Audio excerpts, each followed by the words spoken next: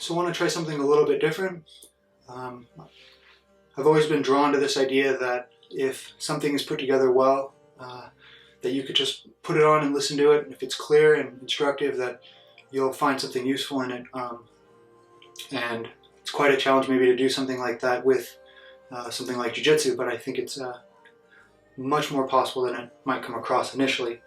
One of my pastimes that maybe you've gotten into as well, when you're talking with friends that also practice Jiu Jitsu, it seems like anything that comes up in conversation can be related to Jiu Jitsu, or it's sort of like Jiu Jitsu. It has different parallels and overlaps.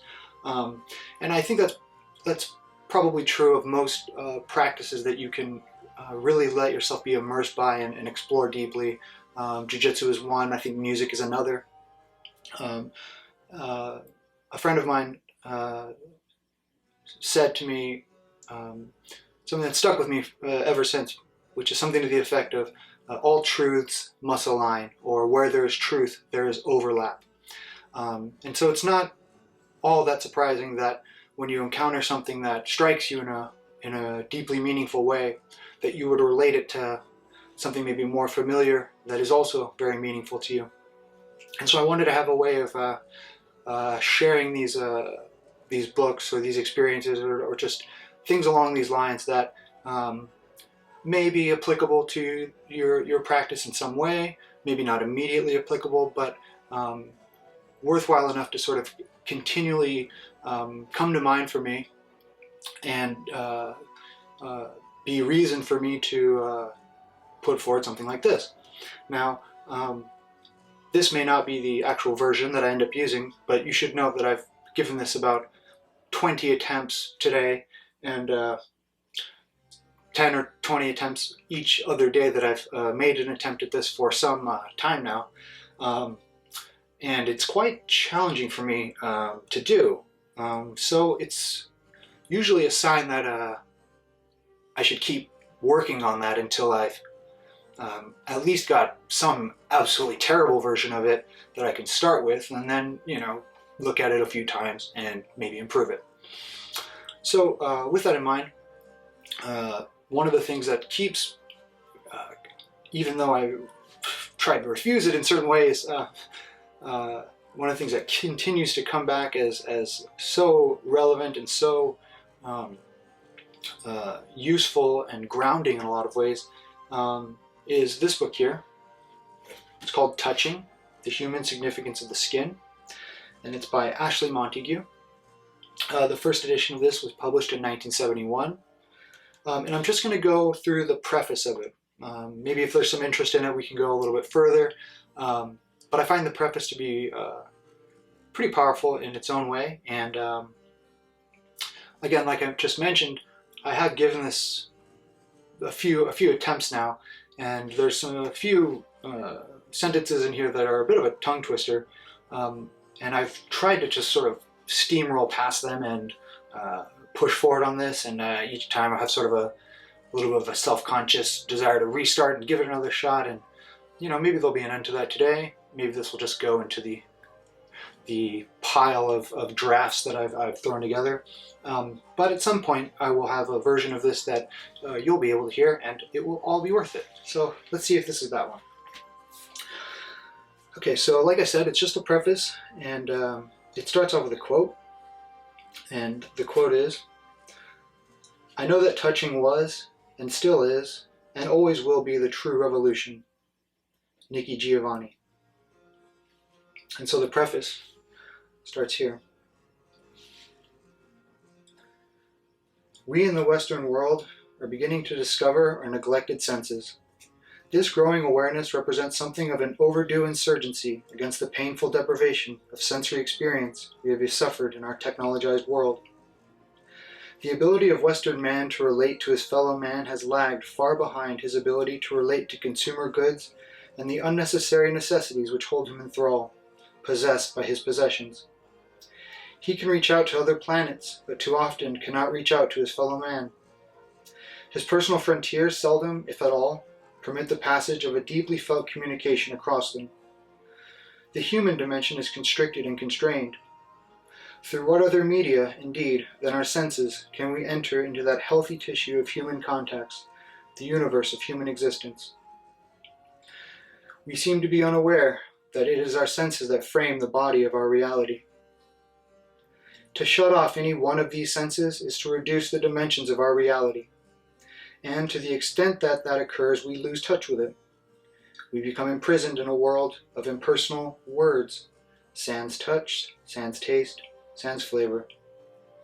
The one-dimensionality of the word becomes a substitute for the richness of the multi-dimensionality of the senses, and our world grows crass, flat, and arid in consequence. Words tend to take the place of experience. Words become a declarative statement rather than a demonstrative involvement, something one can utter in words rather than act out in personal sensory relationship. Above all else, it seems to me that it is our role as human beings always to join learning to loving kindness. Learning to learn, learning to love, and to be kind are so closely interconnected and so profoundly interwoven, especially with the sense of touch. It would greatly help toward our rehumanization if we would pay closer attention to the need we all have for tactile experience. The impersonality of life in the Western world has become such that we have produced a race of untouchables. We have become strangers to each other, not only avoiding, but even warding off all forms of unnecessary physical contact. Faceless figures in a crowded landscape, lonely and afraid of intimacy. To the extent that this is so, we are all diminished. Because of our untouchableness, we have failed to create a society in which people touch each other in more senses than the physical. With our inauthentic selves, and wearing other people's image of what we should be, it is not surprising that we remain unsure of who we really are. We wear the inauthentic selves that have been imposed upon us as uncomfortably as an ill-fitting garment, ruefully at times, and unknowingly, wondering how we got this way. As Willie Loman says in Death of a Salesman, I still feel kind of temporary. The world of Western man has come to rely heavily for communication on the distance senses, sight and hearing, and of the proximity senses, taste, smell, and touch, has largely tabooed the matter. Two dogs may use all five senses in their communication with one another, but the same can hardly be said of two human beings in our culture. With our increasing sophistication and disengagement from each other, we have come to rely excessively on verbal communication, to the extent of virtually excluding the universe of nonverbal communication from our experience, to our great impoverishment. The languages of our senses, in which all of us can be socialized, are capable of enlarging our appreciation of and deepening our understanding of each other and the world in which we live. Chief among these languages is touching. The communications we transmit through touch constitute the most powerful means of establishing human relationships, the foundation of experience.